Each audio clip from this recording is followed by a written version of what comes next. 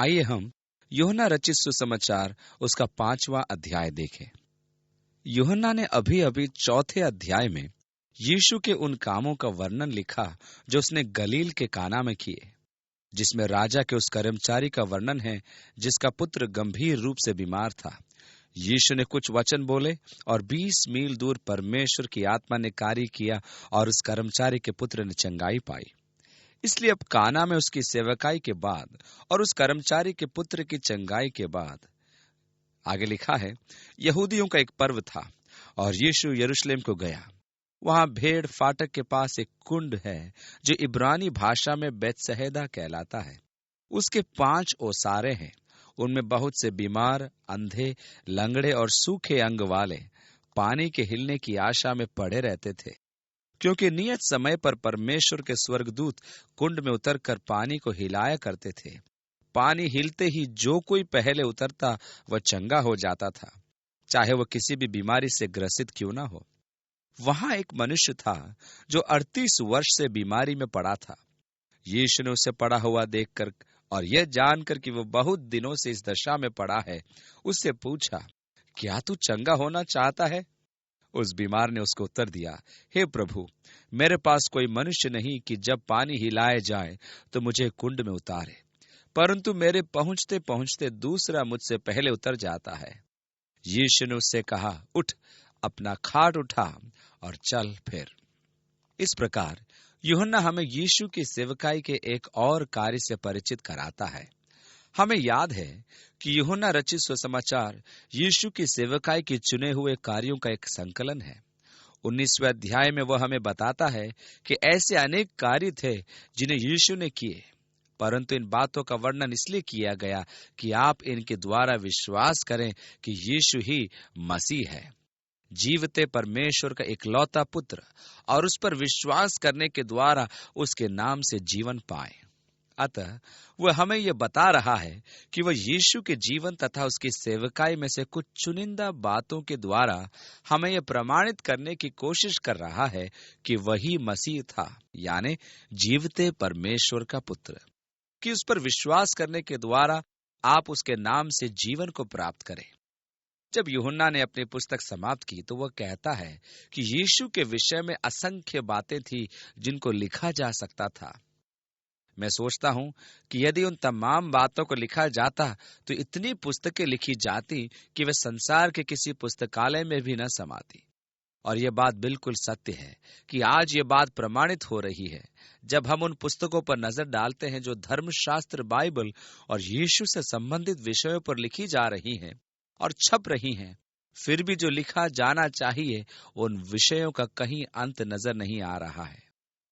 अब ये उन्हीं बातों से संबंधित एक झांकी है। बेतहसदा का कुंड, जिसके विषय में कहा जाता था कि वह भेड़ फाटक के अंदर था, आज के दिन में उस फाटक के भीतर है जो सिंह फाटक के नाम से जाना जाता है। यरूशलेम नगर की दीवारों के भीतर से भेड़ फाटक का नामो निशान मिट चुका है, परंतु खुदाई करने वालों ने सिंह फाटक या द्वार के भीतर खुदाई करके बेतहसदा के कुंड को खोज निकाला, जिसमें 5 ओसारे हैं और जहां यीशु ने इस लंगड़े मनुष्य को अपनी सेवकाई दी थी। उस कुंड के चारों ओर अनेक लोग थे, अंधे, लंगड़े और विभिन्न बीमारियों से ग्रसित लोग, क्योंकि उस कुंड के विषय में यह प्रचलित हो गया था कि जब कभी उसका पानी हिलता तो उस समय जो व्यक्ति उसमें सबसे पहले उतरता था वह चंगाई पाता था, फिर वह चाहे किसी भी बीमारी से ग्रसित या पीड़ित क्यों न हो। इसलिए सारे लोग जो लंगड़े, अंधे, विकलांग और इसी प्रकार के थे, कुंड के चारों ओर पानी हिलने की आस में लेटे रहते थे। क्या आप कल्पना कर सकते हैं उस दृश्य की कि वह कितना हृदय विदारक रहा होगा? जरा सोचिए, एक कुंड है जिसके चारों ओर 5 बरामदे हैं, उसमें पता नहीं कितने संख्या में कटे फटे, टूटे और विक्षिप्त लोग भरे पड़े हैं, केवल एक ही आस लिए हुए कि कब पानी हिलाया जाए और वह उसमें सबसे पहले उतर पड़े। और फिर पानी हिलने का शब्द और उसमें उतरने के लिए लोगों का जुनून, आपाधापी, धक्का मुक्की, चिल्लाहट, असहाय लोगों का कराहना, सचमुच कैसा दृश्य बनता होगा। और वह अंधा व्यक्ति निश्चय ही अलाभ की स्थिति में था, क्योंकि वह केवल लोगों के शोरगुल के द्वारा ही जान पाता था कि पानी हिलाया जा रहा था, और वह भी जी तोड़ कोशिश करता होगा कि वह उसमें उतर सके। और सभी लोग सबसे पहले उतरने की कोशिश कर रहे थे, परंतु जो पहले उतरा उसने चंगाई पाई, चाहे कोई भी बीमारी क्यों न हो। आप कहते हैं ये सब तो ठीक है, लेकिन आप कैसे कह सकते हैं कि पहले वाला चंगाई पाता था? हम जानते हैं कि विश्वास में जबरदस्त सामर्थ है। यीशु ने कहा कि विश्वासी के लिए हर चीज संभव है। कितनी बार यीशु ने लोगों से कहा कि तेरे विश्वास ने तुझे चंगा किया है। विश्वास में सामर्थ है, शक्ति है। वो आपके लिए परमेश्वर के कार्यों को क्रियाशील करती है। और प्राय लोगों को अपना विश्वास जगाने के लिए एक संपर्क बिंदु की आवश्यकता होती है।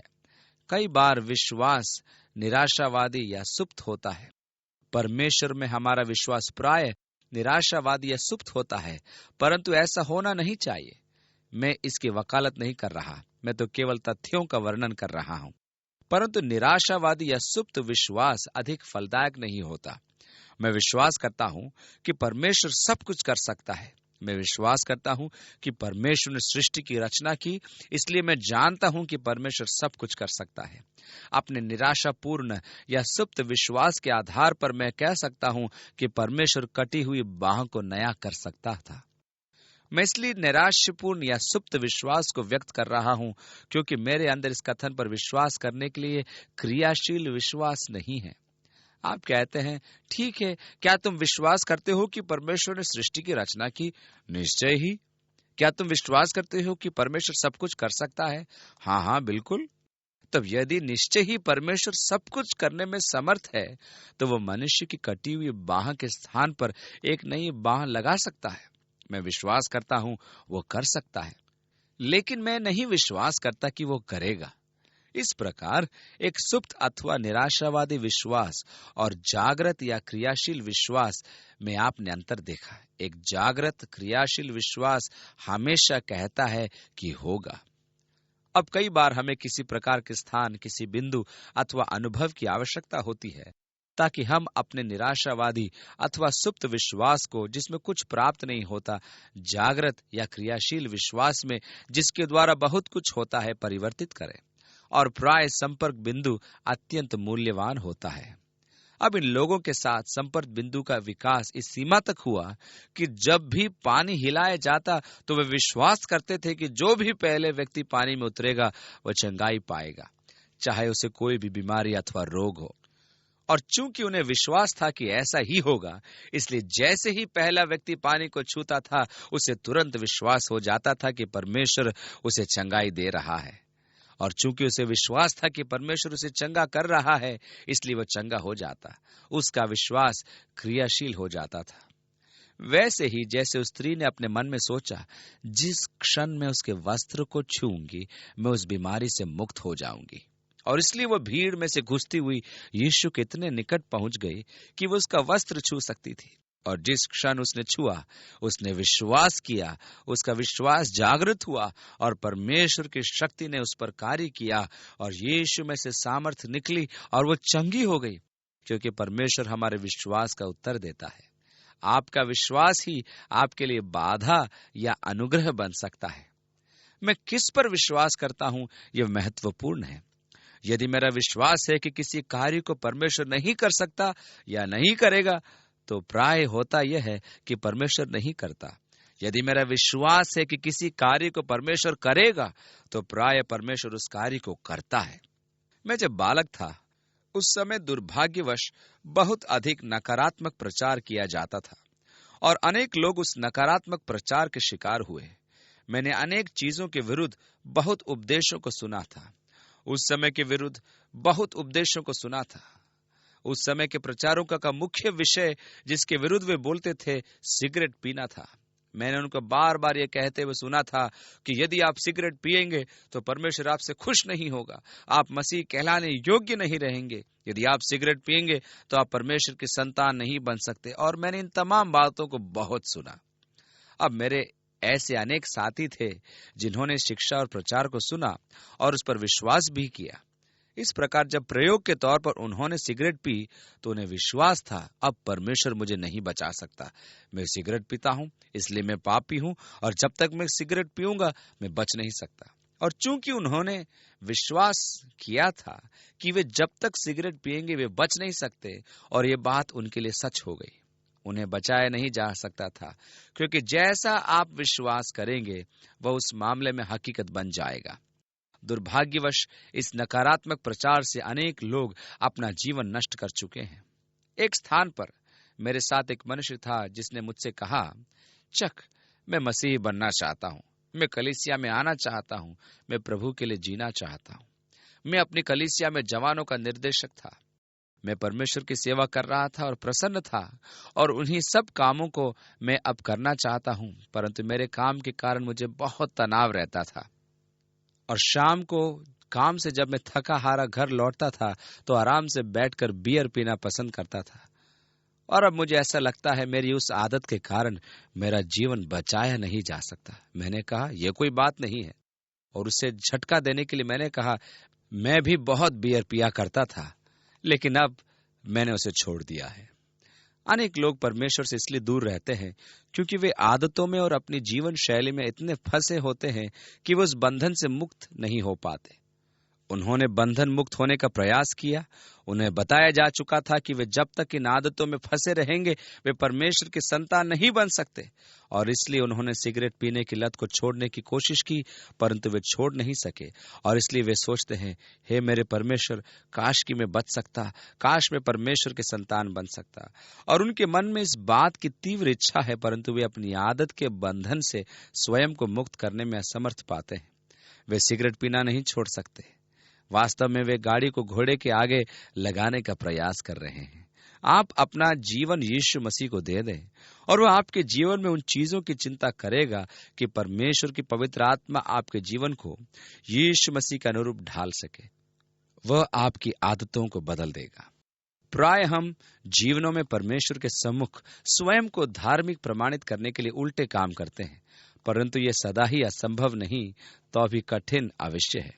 परमेश्वर का आत्मा अंदर से बाहर की ओर काम करता है। वो हमारे अंदर इस प्रकार कार्य करता है कि उसका प्रभाव मेरे बाह्य जीवन पर पड़ता है। इसलिए हमारा विश्वास, जिस पर मैं विश्वास करता हूं, मेरे जीवन में वास्तविकता बन जाता है। परंतु विश्वास को जागृत करने की संभावना है, और प्राय उसे करने में संपर्क सूत्र का महत्व होता है। यदि आप में से कोई बीमार हो तो वह कलीसिया के पुर्नियों को बुलाएं और वे परमेश्वर के नाम से उस पर तेल मलें, और उनके विश्वास से की हुई प्रार्थना उस बीमार की रक्षा करेगी, और परमेश्वर उसे बीमारी के बिस्तर से उठा के खड़ा करेगा। अब जिस समय कलीसिया के पुर्निये आते हैं और यीशु के नाम से तेल मलकर प्रार्थना करते हैं, तो उस समय संपर्क बिंदु से विश्वास का उद्भव होता है। मैं जानता हूं कि जैसे ही कलीसिया के पुर्निये यहां आकर प्रभु यीशु के नाम से मुझे तेल मलेंगे और प्रभु के नाम से प्रार्थना करेंगे तो मैं चंगा हो जाऊंगा। ओह, परमेश्वर अनुग्रह करे, मैं उनकी आने तक प्रतीक्षा नहीं कर सकता। ओ परमेश्वर की स्तुति हो। और जैसे द्वार की घंटी बजती है, आप जानते हैं कि परमेश्वर का धन्यवाद हो, वे आ गए। अब कुछ ही समय में मैं चंगा होने वाला हूं। जिस क्षण वे परमेश्वर का नाम लेकर मुझे तेल मलेंगे और सिर पर हाथ रखकर प्रभु के नाम से प्रार्थना करेंगे, उसी क्षण मैं चंगा हो जाऊंगा।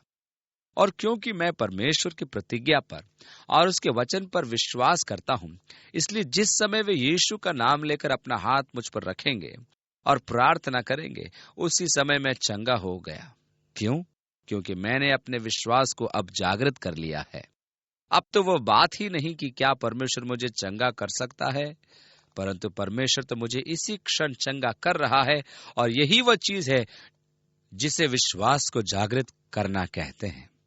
इसलिए ये लोग कुंड के चारों ओर आस लगाए पड़े थे, बैठे थे कि कब पानी हिलाए जाए, क्योंकि इसके द्वारा वह संपर्क बिंदु बनता है जिससे उनका विश्वास प्रवाहित होता हो, और उसके द्वारा वह काम होता है जिसे परमेश्वर उनके जीवनों में करना चाहता था।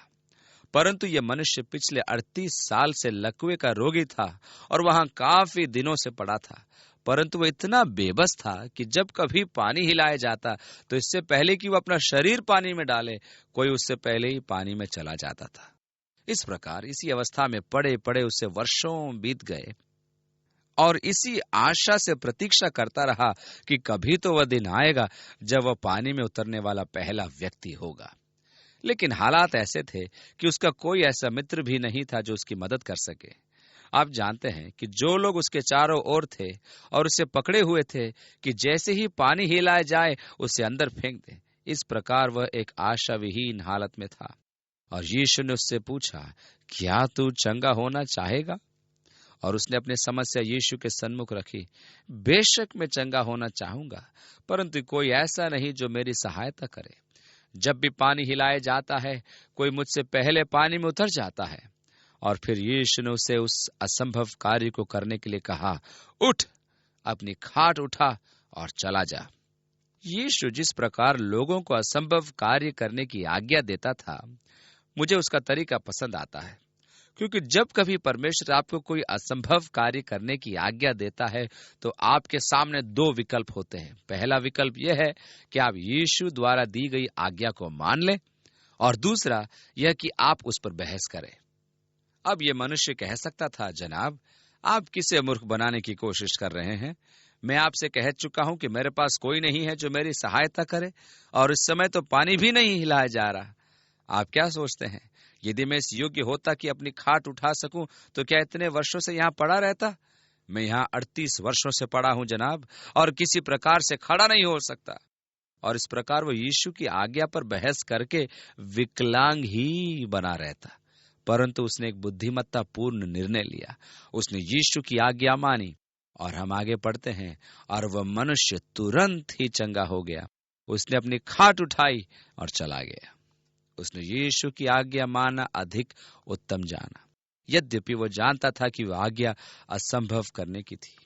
अब हमारे जीवन में भी प्रभु हमें आज्ञा देता है, जो हमारी दृष्टि में असंभव सी लगने वाली आज्ञा होती है।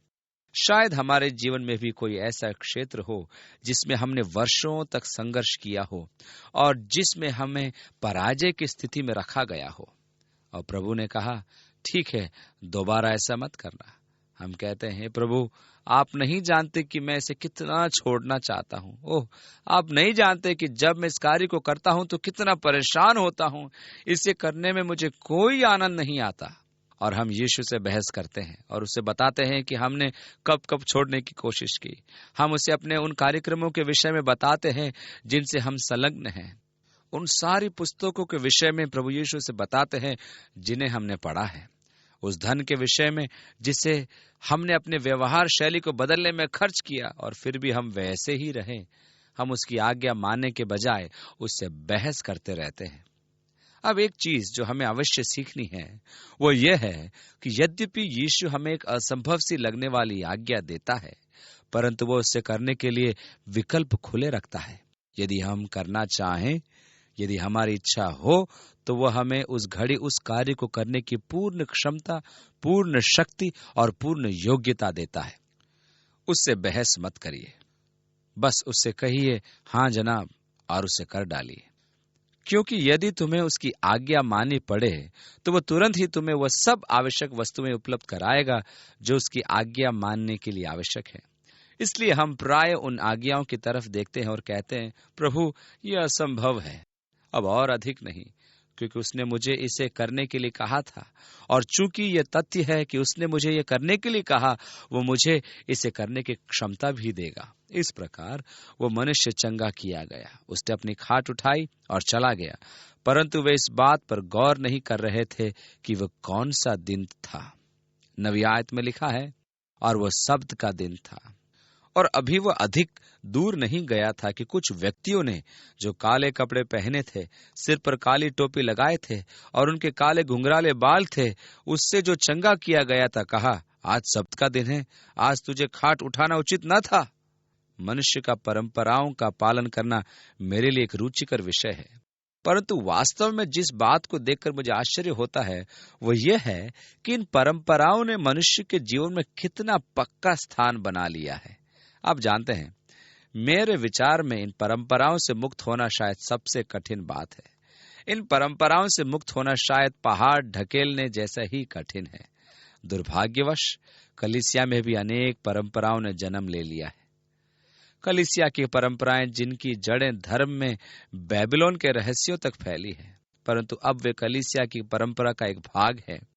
परंतु चूंकि यह परंपरा है, यह हमारे अंदर इतनी गहराई से समाई हुई है कि जब मार्टिन लूथर ने इन्हें तोड़ना चाहा, हालांकि उसने तोड़ा भी, फिर भी उसमें की समस्त बुराइयां समाप्त नहीं हुई, क्योंकि उसके द्वारा प्रोटेस्टेंट सुधारवाद लाया गया, जो बहुत कुछ बाबुल के रहस्य धर्म रीति के अनुरूप ही था। इसलिए जैसा कि यीशु ने यूहन्ना के माध्यम से मुखरित सुधारवाद के विषय में सरदीस की कलीसिया को लिखवाया, उसने कहा, क्योंकि मैंने तेरे किसी काम को अपने परमेश्वर के निकट पूरा नहीं पाया। तुम्हारे अंदर अभी भी बहुत सी बातें तुम्हें फंसाए हुए हैं, जिनका संबंध रहस्यमयी बाबुल के धर्म से है और जिनका यीशु की देह में कोई स्थान नहीं। परंतु परंपराओं से मुक्त होना अत्यंत कठिन है। उन्होंने मनुष्यों के बीच में अपना स्थान सुनिश्चित कर लिया है। सब्त के विषय में उनके अंदर कुछ परंपराएं विकसित हो गई थी। उन्होंने सब्त के दिन का अर्थ अपनी इच्छानुसार लगाना चाहा। उनके पास मिशना या तालमुद था, जो मूसा की व्यवस्था पर टिप्पणियां थी, और मिशना में सब्त के दिन की व्याख्या 23 अध्यायों में की गई है। परमेश्वर ने कैसे कहा, तू सब्त के दिन को याद रखने के लिए पवित्र जान, कि तू 6 दिन तक अपने सब काम करेगा, परंतु 7वां दिन विश्राम का दिन है, इसलिए सब्त के दिन को याद रखो, उससे पवित्र रखो। अब उन्होंने इस विशेष व्यवस्था की व्याख्या आरंभ करनी चाहिए, और मिशना के 23 अध्यायों में आप व्यवस्था का अनुवाद पाएंगे कि उन व्याख्याओं का सब्त के दिन पर क्या प्रभाव पड़ा। अब एक बार जब हम सब्त के दिन यरूशलेम में थे, हमारी बस सड़क पर जा रही थी, और वहां एक छोटा यहूदी लड़का था जो लगभग 10 या 12 साल का होगा। उसने काले रंग के कपड़े पहने हुए थे, सिर पर काली टोपी थी और लंबे घुंघराले बाल थे। और जब बस उसके पास से गुजरी तो उसे एहसास हुआ कि बस सब्त के दिन चल रही थी, और वो हमें देखकर भांति भांति से मुंह बनाने लगा। अंत में उसने हमें जीभ चिढ़ाई, क्योंकि हमने सब्त के दिन बस में सफर करने का दुस्साहस जो किया। मेरा अनुमान है कि उसका हमें यूं मुंह चिढ़ाना व्यवस्थानुसार ही था। किंतु यरूशलेम नगर में कुछ क्षेत्र ऐसे थे जहां हम बस नहीं ले जा सकते थे।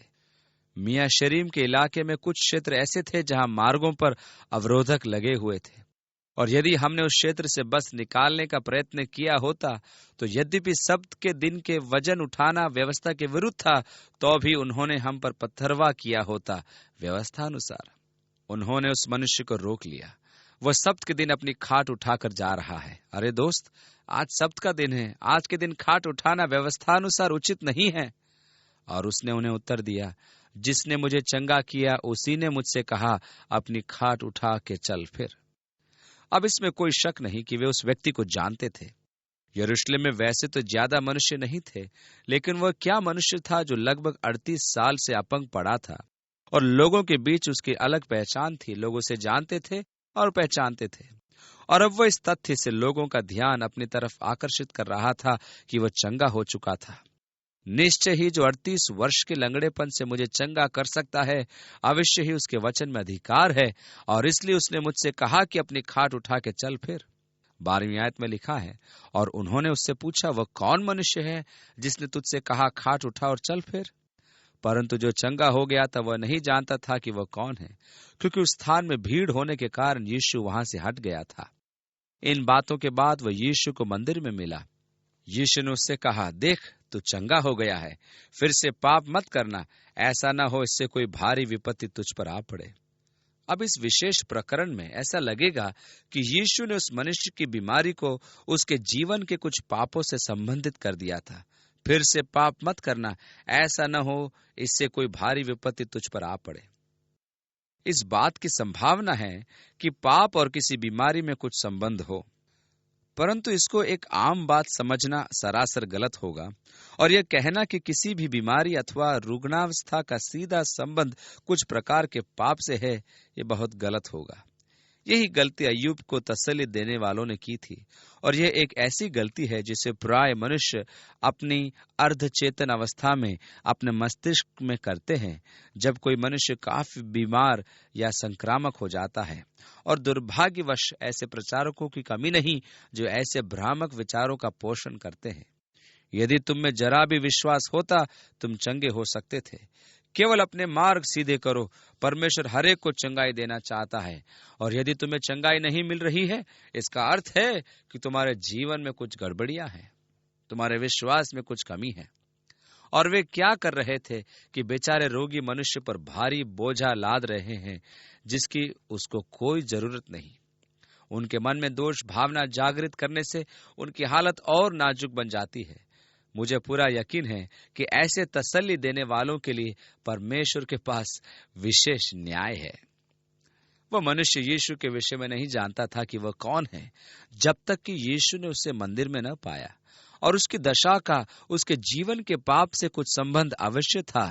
इसलिए यीशु ने उससे चिताया, अपने मार्ग पर चल और फिर पाप न करना, ऐसा न हो कि इससे कोई भारी विपत्ति तुझ पर आ पड़े।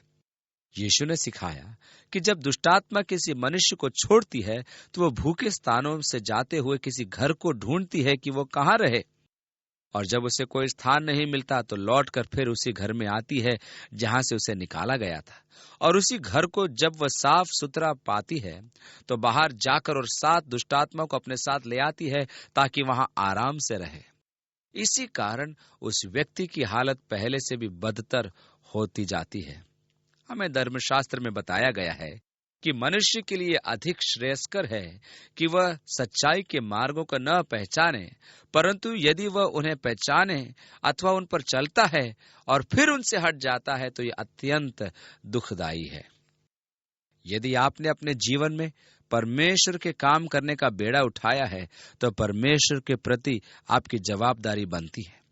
यदि आप किसी कार्य के लिए परमेश्वर के समीप आते हैं, तो निश्चय ही उसके प्रति आपकी भी जिम्मेदारी है। केवल परमेश्वर के कामों के प्रति समर्पण काफी नहीं है, अपितु अपना जीवन उससे समर्पित करें। यह जीवन आखिर उसी का दिया हुआ है। 15वीं आयत में लिखा है, और वो मनुष्य चला गया और उसने यहूदियों से कहा कि वह यीशु ही था जिसने मुझे चंगा किया।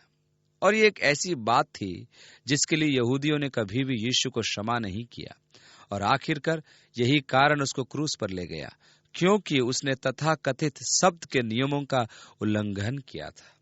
16वीं आयत, इस कारण यहूदी यीशु को सताने लगे, क्योंकि वह ऐसे काम शब्द के दिन करता था। अब उनके लिए व्यवस्था की परंपराओं को पालन करना अधिक महत्वपूर्ण था, न कि किसी व्यक्ति का चंगा किया जाना। यीशु ने उनसे एक बार कहा था, तुम में से ऐसा कौन है जिसका बैल अथवा गधा सब्त के दिन गड्ढे में गिर जाए और उससे न निकाले। अब यदि आप एक मूक पशु के प्रति इतने संवेदनशील हैं, तो आप क्या नहीं सोचते कि परमेश्वर जिसने सृष्टि को रचा, वह मनुष्य के प्रति भी संवेदनशील होगा, फिर चाहे वह सब्त का दिन हो अथवा नहीं। इसलिए वे यीशु को सताने लगे, क्योंकि वह ऐसे काम सब्त के दिन किया करता था। इस पर यीशु ने कहा, मेरा पिता अब तक काम करता है और मैं भी काम करता हूं। क्या आप इस बात से खुश नहीं हैं कि हमारा पिता सब्त के दिन भी काम करता है? क्या होता यदि परमेश्वर साप्ताहिक अवकाश लेता, अर्थात सब्त के दिन अवकाश लेता? जरा विचार कीजिए उस गड़बड़ी पर जो परमेश्वर द्वारा सब्त के दिन अवकाश लेने के द्वारा होती, जब लोग एक दिन के रुके हुए कामों को समायोजित करने का प्रयास करते। वह जो इस्राएल का रक्षक है, न ऊंघेगा और न सोएगा। परमेश्वर कभी कोई अवकाश नहीं लेता। परमेश्वर हमेशा और हर समय अपने लोगों के जीवनों में कार्य करता है, और इसलिए यीशु ने कहा, मेरा पिता अब तक काम करता है और मैं भी काम करता हूं। 18वीं आयत में ऐसा लिखा है, इस कारण यहूदी और भी अधिक उसे मार डालने का प्रयत्न करने लगे, क्योंकि वह न केवल सब्त के दिन की विधि को तोड़ता, परंतु परमेश्वर को अपना पिता कहकर अपने आप को परमेश्वर के तुल्य भी ठहराता था। अब कुछ लोग हैं जो आजकल कहते हैं, यीशु ने कभी नहीं कहा कि वह परमेश्वर है, कि ये सब कुछ चीजें ऐसी थी जिन्हें लोगों ने उसके चारों ओर खड़ा कर दिया, एक आत्मिक और एक पूर्ण दैवीय वातावरण। ये लोग जो आज अभिलेखों का अध्ययन करते हैं, इसे पढ़ते हैं या इनके पढ़ने के द्वारा समझ को प्राप्त करते हैं।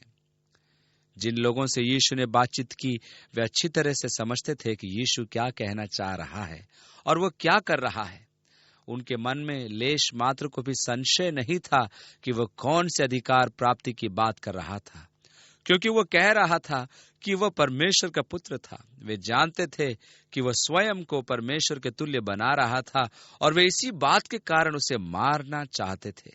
19वीं आयत, तब यीशु ने उनसे कहा, और अब वह उनसे बातचीत करना शुरू करता है और उनसे सच सच शब्द से उसका क्या तात्पर्य है समझाने की कोशिश करता है।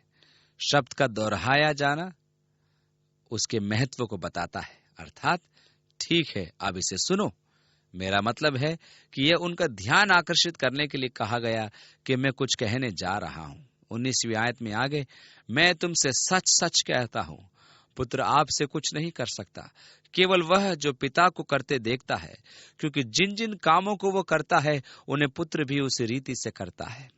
और इसलिए यहाँ यीशु यह अधिकार जता रहा है कि उसके द्वारा किए गए कार्य ही परमेश्वर के कार्य हैं, कि वे स्वयं उसके कार्य नहीं हैं, कि वह उन्हें परमेश्वर के कार्य दिखा रहा था और उसी के कार्य कर रहा था। मैं इस मनुष्य के लिए चंगाई लाया, परंतु वह परमेश्वर ही था जो चंगाई लाया। मैं परमेश्वर से अलग कार्य नहीं करता, मैं परमेश्वर के साथ मिलकर ही कार्य करता हूँ। सब्त के दिन कार्य करने के कारण तुम मुझ में दोष ढूंढते हो, परंतु यह परमेश्वर का कार्य है जो सब्त के दिन किया गया। क्या तुम इतना भी नहीं समझते? परंतु वे इस बात को समझ नहीं सके, क्योंकि उनकी आंखों पर परंपराओं की पट्टी बंधी थी। 20वीं आयत में लिखा है, क्योंकि पिता पुत्र से प्रीति रखता है और जो जो काम वो आप करता है वह सब उसे दिखाता है, और वो इनसे भी बड़े काम उसे दिखाएगा ताकि तुम अचंभा करो। परमेश्वर अपने कामों को करना जारी रखेगा और वो इनसे भी बड़े बड़े काम करेगा ताकि तुम उन्हें देखकर अचंभा करो। 21वीं आयत, जैसे पिता मरे हुओं को उठाता और जिलाता है, वैसा ही पुत्र भी जिन्हें चाहता है उन्हें जिलाता है। और इस प्रकार जब हम यीशु की सेवकाई को देखते हैं, हमने देखा कि कैसे उसने नगर में उस विधवा के पुत्र को जीवित किया, कफरनहूम में याईर की पुत्री को जीवित करना तथा अंत में लाजर को जिलाना चाहा जो मर गया, और जिलाया भी, क्योंकि परमेश्वर उनको भी जीवित कर सकता था जो मर चुके हैं। और पुत्र भी पिता का काम करते हुए जिन्हें चाहता है उन्हें जिलाता है। 22वीं आयत में, पिता किसी का न्याय नहीं करता, परंतु न्याय करने का सब काम पुत्र को सौंप दिया है। मैं पिता की इच्छा अनुसार उसके साथ मिलकर उसका काम करता हूं कि सब लोग पुत्र का आदर करें। और यही परमेश्वर की इच्छा है कि हमें पुत्र का आदर करना चाहिए। अब एक झूठे संप्रदाय का एक निशान यह है कि वे पुत्र का आदर करने में असफल रहते हैं। अब 3 चीजें हैं जिन पर हमेशा शैतान आक्रमण करने की ताक में रहता है। पहला, परमेश्वर का वचन, दूसरा, मसीह का दैवीय स्वरूप, और तीसरा, पवित्र आत्मा के कार्य। वो परमेश्वर के कार्यों पर आक्रमण कर रहा है, वो परमेश्वर के वचन पर हमला करता है, वो पवित्र आत्मा के कार्यों पर हमला करता है। इसी कारण परमेश्वर ने अपने कार्यों को करने के लिए यीशु को माध्यम बनाया। 23वीं आयत में आगे लिखा है कि सब लोग जैसे पिता का आदर करते हैं वैसे ही पुत्र का भी आदर करें। जो पुत्र का आदर नहीं करता वो पिता जिसने उसे भेजा है आदर नहीं करता। अनेक लोग ऐसे हैं जो कहते हैं, ठीक है, मैं परमेश्वर पर विश्वास तो करता हूं, परंतु यीशु की आवश्यकता नहीं समझता। मैं वास्तव में यीशु के विषय में नहीं जानता। यीशु खुलेआम कह रहा है, देखो, यदि तुम मेरा आदर नहीं करते तो तुम पिता का भी आदर नहीं करते। और इसलिए यहोवा विटनेस और ये जो यीशु को आदर नहीं करते, यद्यपि वे दावा करते हैं कि हम यहोवा के गवाह हैं, वास्तव में वे पिता का आदर नहीं करते। 24वीं आयत में आगे लिखा है, मैं तुमसे सच सच कहता हूं, जो मेरा वचन सुनकर मेरे भेजने वाले पर विश्वास करता है, अनंत जीवन उसका है। यीशु के वचन पर विश्वास करना पिता पर विश्वास करना है जिसने उसे भेजा है। और आगे 24 में लिखा है, और उस पर दंड की आज्ञा नहीं होती, परंतु वह मृत्यु से पार होकर जीवन में प्रवेश कर चुका है। जो मेरा शब्द सुनता है, अर्थात जो मेरे वचन का पालन करता, उसका आदर करता और परमेश्वर पर विश्वास करता है, वह अनंत जीवन पा चुका है। तुम पर दंड की आज्ञा नहीं होगी, परंतु तुम मृत्यु से पार होकर जीवन में प्रवेश कर चुके हो। अब देखिए कि मनुष्य ने कलीसिया के आरंभ से इसकी किस प्रकार विवेचना की है, और हम मनुष्य पर कितने नियम कानून लगाते और पाबंदियां ठोकते हैं कि हम कहें, क्या तुम जानते हो यदि तुम इन और इन बातों का पालन करो तो समझो तुम्हारे सारे पाप धुल गए और तुम परमेश्वर के संतान बन गए। इन नियमों का पालन करो और इन विधियों को पढ़ो और उनका अनुगमन करो, अपना दशवांश अदा करो और इसी प्रकार की अनेक बातें। और हम उन पर यह सारा बोझ लाद देते हैं, जबकि यीशु ने कहा, सुनो, यदि केवल तुम मेरे वचनों को सुनो और उस पर विश्वास करो जिसने मुझे भेजा है, तो तुम अनंत जीवन के भागी होगे। तुम पर दंड की आज्ञा नहीं होगी और तुम मृत्यु से पार होकर जीवन में प्रवेश करोगे। ये शैतान के द्वारा ही परमेश्वर के संतानों पर विपत्तियां लाई जाती है और वह इन कामों में बहुत प्रवीण है। वह कभी समाप्त नहीं करता। प्रकाशित वाक्य की पुस्तक में स्वर्गदूत चिल्लाते हैं, पृथ्वी पर के रहने वालों पर हाय हाय, क्योंकि हमारे भाइयों पर दोष लगाने वाला, जो रात दिन हमारे परमेश्वर के सामने उन पर दोष लगाता था, गिरा दिया गया है। भाइयों पर दोष लगाने वाला, ये शैतान की एक पदवी अथवा दूसरे शब्दों में उसकी पहचान है। और वह किस प्रकार हम पर दोष लगाता है? परंतु यदि तुम यीशु की आवाज सुनो और परमेश्वर पर विश्वास करो तो तुम अनंत जीवन के वारिस होंगे। तुम्हारे ऊपर दंड की आज्ञा नहीं होगी और तुम मृत्यु से पार होकर जीवन में प्रवेश करोगे। आगे लिखा है, मैं तुमसे सच सच कहता हूं, वह समय आता है और अब है जिसमें मृतक परमेश्वर के पुत्र का शब्द सुनेंगे और जो सुनेंगे वे जिएंगे। यीशु शीघ्र ही अधोलोक में उतरने वाला है और वहां बंदीगृह की आत्माओं में प्रचार करेगा ताकि उन्हें बंधन से मुक्त करे। वह समय आ रहा है, बिल्कुल आ चुका है कि मृतक परमेश्वर का शब्द सुने और जो सुनेंगे वे जिएंगे। 26वीं आयत में लिखा है, क्योंकि जिस रीति से पिता अपने आप में जीवन रखता है, उसी रीति से उसने पुत्र को भी यह अधिकार दिया है कि अपने आप में जीवन रखे। जब हम यूहन्ना के सुसमाचार में देखते हैं तो हम पाते हैं कि यीशु ने कहा, कोई भी मनुष्य मुझसे मेरा जीवन नहीं लेता, मैं स्वयं अपना जीवन देता हूं। मुझे उसे देने का भी अधिकार है और मुझे उसे लेने का भी अधिकार है, क्योंकि जिस रीति से पिता अपने आप में जीवन रखता है, उसी रीति से उसने पुत्र को भी अधिकार दिया है कि अपने आप में जीवन रखे। वरन उसे न्याय करने का भी अधिकार दिया गया, इसलिए कि वह मनुष्य का पुत्र है।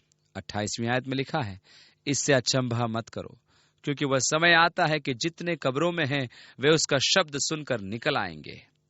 यीशु सेवकाई के विषय में कह रहा था, जिसे वह अपने विश्वासियों के साथ अथवा प्रति जो अब्राहम के साथ परमेश्वर की प्रतिज्ञा के पूरे होने की प्रतीक्षा कर रहे थे, जो विश्वास में मरे थे किंतु जिन्होंने प्रतिज्ञा को नहीं पाया, परंतु उसे दूर से आता देख गले लगाने को आतुर थे। विश्वास से उसमें स्थिर रहे और उस उद्धार के पूरे होने की बाट जो रहे थे। 29वीं आयत से आगे लिखा है, जिन्होंने भलाई की है वे जीवन के पुनरुत्थान के लिए जी उठेंगे और जिन्होंने बुराई की है वे दंड के पुनरुत्थान के लिए जी उठेंगे। और मैं अपने आप से कुछ नहीं कर सकता, जैसा सुनता हूं वैसा न्याय करता हूं और मेरा न्याय सच्चा है, क्योंकि मैं अपनी इच्छा नहीं परंतु अपने भेजने वाले की इच्छा चाहता हूं। वह पुनः कह रहा है कि वह पिता के साथ पूरे तालमेल के साथ कार्य कर रहा है। आगे वह फिलिप्पुस को बताएगा, मैं जो कार्य करता हूं स्वयं अपने आप से नहीं करता, परंतु मेरा पिता जो मुझ में रहता है वही ये कार्य करता है। उसी प्रकार की गवाही वह यहाँ दे रहा है। पुत्र आपसे कुछ नहीं कर सकता, केवल वह जो पिता को करते देखता है। मैं पिता के कामों को तुम्हारे बीच में करता हूं। 31वीं आयत, यदि मैं आप ही अपनी गवाही दूं तो मेरी गवाही सच्ची नहीं। और अब वह अपने विषय में गवाही की बात करने जा रहा है, परंतु उसने कहा, यदि मैं स्वयं अपनी गवाही दूं तो मेरी गवाही सच्ची नहीं। अब जबकि वह सच्ची गवाही नहीं होगी, परंतु यदि वह स्वयं अपनी गवाही देगा तो उसकी गवाही को स्वीकार नहीं किया जाएगा। 32 से आगे लिखा है, एक और है जो मेरी गवाही देता है और मैं जानता हूं कि मेरी जो गवाही वह देता है वह सच्ची है। तुमने यूहन्ना से पूछवाया और उसने सच्चाई की गवाही दी है, परंतु मैं अपने विषय में मनुष्य की गवाही नहीं चाहता। तो भी मैं ये बात इसलिए कहता हूं कि तुम्हें उद्धार मिले। वो तो जलता और चमकता हुआ दीपक था और तुम्हें कुछ देर तक उसकी ज्योति में मगन होना अच्छा लगा। इसलिए यदि मैं स्वयं अपनी गवाही दूं तो भी मेरी गवाही सच्ची है, परंतु यूहन्ना ने मेरी गवाही दी और तुमने उसकी बातें सुनी और उसकी बातों से तुम संतुष्ट हुए। परंतु उसने कहा, मैं अपने विषय में यूहन्ना की गवाही को अंतिम प्रमाण के रूप में स्वीकार नहीं करता कि मैं कौन हूं, परंतु मेरे पास जो गवाही है वह यूहन्ना की गवाही से बड़ी है, क्योंकि जो काम पिता ने मुझे पूरा करने को सौंपा है, अर्थात यही काम जो मैं करता हूं, वे मेरे गवाह हैं कि पिता ने मुझे भेजा है। और यहाँ यीशु अपने उद्गम की गवाही के रूप में उसके द्वारा किए गए कार्यों की और उसके द्वारा किए गए आश्चर्य कर्मों की दुहाई दे रहा है। अब निकुदेमुस उसके पास आया और कहा, गुरु, हम जानते हैं कि तू परमेश्वर की ओर से गुरु होकर आया है, क्योंकि कोई इन चिन्हों को जो तू दिखाता है, यदि परमेश्वर उसके साथ न हो तो नहीं दिखा सकता। और जब निकुदेमुस उसके पास आया तो वह उसके द्वारा किए गए कामों की गवाही के रूप में मानता है। फिलिप्पुस ने प्रभु से कहा, प्रभु, तू केवल हमें पिता को दिखा दे तो वही हमारे लिए काफी होगा। और यीशु ने कहा, फिलिप्पुस, मैं इतने दिनों से तुम्हारे साथ हूं, क्या तुमने अभी तक मुझे नहीं देखा? जिसने मुझे देखा उसने पिता को देखा है। तब तू क्यों मुझसे कहता है कि हमें पिता को दिखा? क्या तू अब भी विश्वास नहीं करता कि मैं पिता में हूं और पिता मुझ में? जो कार्य मैं करता हूं वह स्वयं मैं नहीं, बल्कि पिता मुझ में कर रहा है। अब तो विश्वास कर कि मैं पिता में हूं और पिता मुझ में, नहीं तो मेरे कामों के द्वारा ही मेरा विश्वास कर। वह अपने अधिकार को और उन कामों को जो वह कर रहा था गवाही के रूप में पेश कर रहा था, क्योंकि वह परमेश्वर के कार्य को कर रहा था और वास्तव में उसके काम उसके सशक्त गवाह थे कि वह कौन है।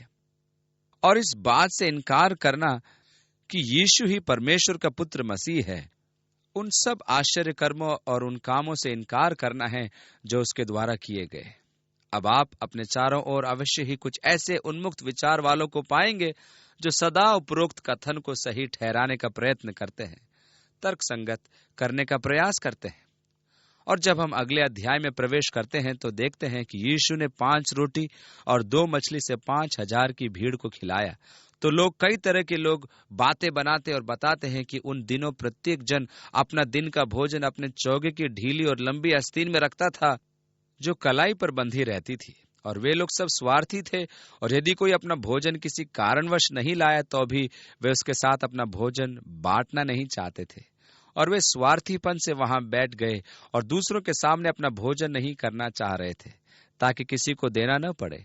परंतु आखिरकार एक प्यारा सा बेटा सामने आया और कहा, लो यीशु, मैं आपको अपने हिस्से का खाना देता हूं।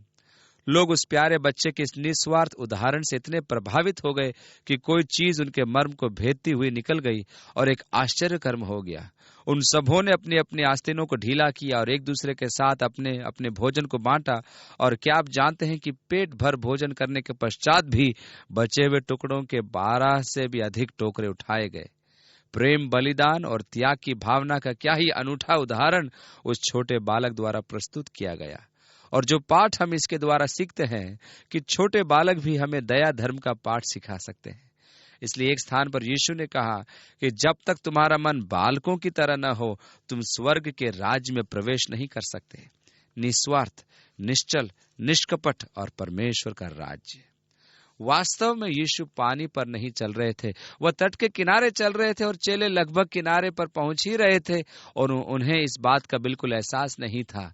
और इसलिए यीशु पानी में होकर आगे बढ़ा और नाव पर चढ़ गया और वे किनारे पर पहुंच गए। कोई समस्या नहीं। बेचारे पतरस की आवाज ऐसी बंद हो गई थी कि वह अंदाजा नहीं लगा पाया और डूबने लगा और उससे मदद के लिए चिल्लाना पड़ा। ऐसा ही है ना, आंकड़े गलत नहीं बोलते, परंतु गलत बोलने वाले मुखर होते हैं। लोग ऐसी ही बातें बनाते और सिखाते हैं। और पिता स्वयं जिसने मुझे भेजा है, उसी ने मेरी गवाही दी है। पिता मेरा गवाह है। जब यीशु को बपतिस्मा दिया गया, परमेश्वर ने स्वर्ग से बोला और कहा, यह मेरा प्रिय पुत्र है जिससे मैं प्रसन्न हूं। पिता ने ही मेरी गवाही दी है। परंतु यीशु उसका संदर्भ नहीं दे रहे थे। वे तो पुराने नियम के वचनों के विषय में कह रहे थे, जहां पुराने नियम में परमेश्वर ने गवाही दी थी कि वह अपने पुत्र को इस संसार में भेजेगा। 37वीं आयत में लिखा है, पिता ने मेरी गवाही दी है, तुमने न कभी उसका शब्द सुना और न उसका रूप देखा है।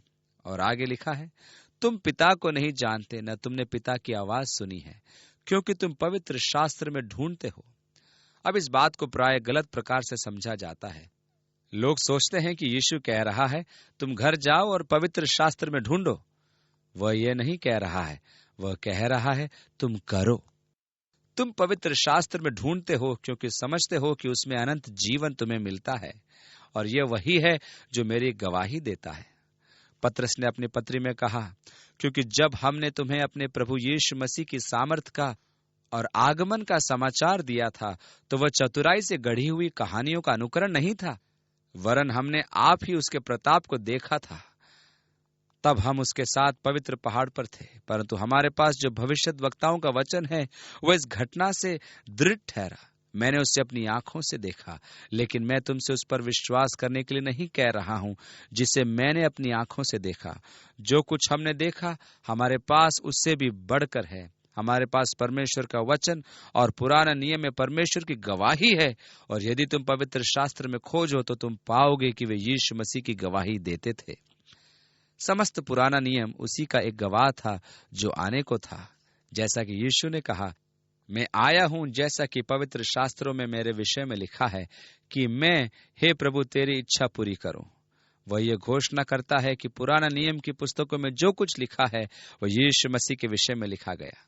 अब वह उनसे कह रहा है, तुमने वास्तव में उसकी आवाज को, अर्थात परमेश्वर की आवाज को सुना ही नहीं है।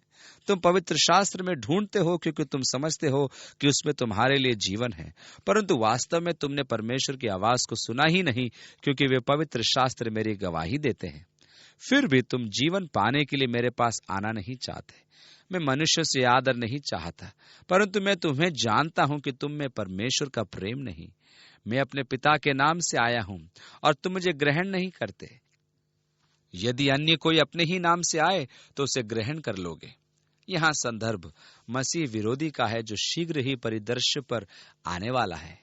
और यद्यपि यहूदियों ने यीशु मसीह को नकार दिया, वे इस मनुष्य को गले लगाएंगे जो एक छलावे के साथ शांति और समृद्धि का कार्यक्रम लेकर उपस्थित होगा।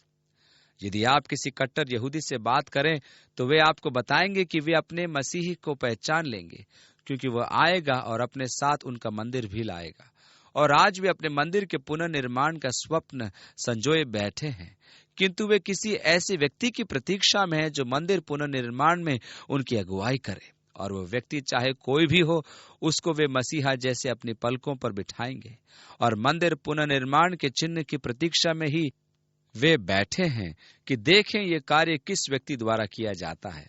परंतु चूंकि उन्होंने परमेश्वर के पुत्र के विषय में ठोकर खाई है, वे धोखा भी खाएंगे। और जो व्यक्ति मंदिर पुनर्निर्माण के संबंध में उनकी अगुवाई करने जा रहा है वो मसीह विरोधी होगा, जो स्वयं अपने नाम से आ रहा होगा।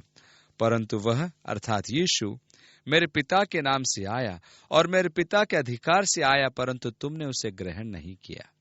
और यह व्यक्ति स्वयं अपने नाम से आता है और तुम उसे ग्रहण कर लोगे। और वह आने वाला व्यक्ति जो लोगों का राजकुमार होगा, वह लोगों के साथ एक वाचा बांधेगा, परंतु सप्ताह के मध्य में ही वह वाचा तोड़ देगा और घृणा और द्वेष का ऐसा वातावरण तैयार कर देगा कि संभवतः लोग आपस में लड़ मरेंगे और वह स्थान निर्जन हो जाएगा। तब वह 3.5 वर्ष के पश्चात मंदिर में आने वाला है और वह घोषणा करता हुआ आएगा कि मैं ईश्वर हूं और मेरी उपासना करो। और उसके इन घृणित कार्यों से परमेश्वर का कोप भड़केगा और उन लोगों पर उंडेला जाएगा जो मसीह विरोधी हैं। 44वीं आयत में आगे लिखा है, तुम जो एक दूसरे से आदर चाहते हो और वह आदर जो एकमात्र परमेश्वर की ओर से है नहीं चाहते, किस प्रकार विश्वास कर सकते हो? एक बात जो मुझे सबसे ज्यादा परेशान करती है वह यह है कि दूसरों के आत्मसम्मान को अनावश्यक बढ़ाना, उसके ऊपर सम्मान, गौरव और प्रशंसाओं का ढेर लगाना। जब मैं एक संप्रदाय का सदस्य था तो उस समय मेरे सामने जो सबसे विकट समस्या जिससे होकर मुझे गुजरना पड़ता था वो थी कोई धार्मिक सभा जहां लोग खड़े होकर एक दूसरे का सम्मान करते थे।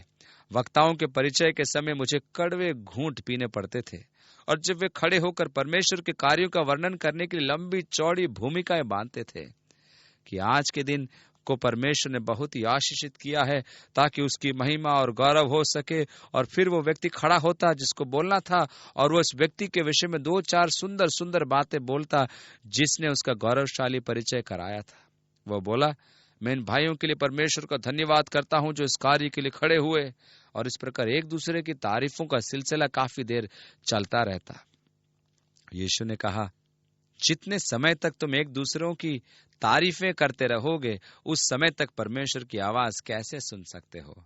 परमेश्वर की आवाज यीशु मसीह को उठाना चाहती है। यूहन्ना ने कहा, अवश्य है कि वह बढ़े, मैं घटूं। और यही शब्द परमेश्वर के सच्ची संतान के मुंह से निकलते हैं। वो मनुष्य की महिमा और गौरव नहीं, अपितु परमेश्वर की महिमा और गौरव पसंद करता है। और यीशु ने कहा, तुम जो एक दूसरे से आदर चाहते हो, किस प्रकार विश्वास कर सकते हो?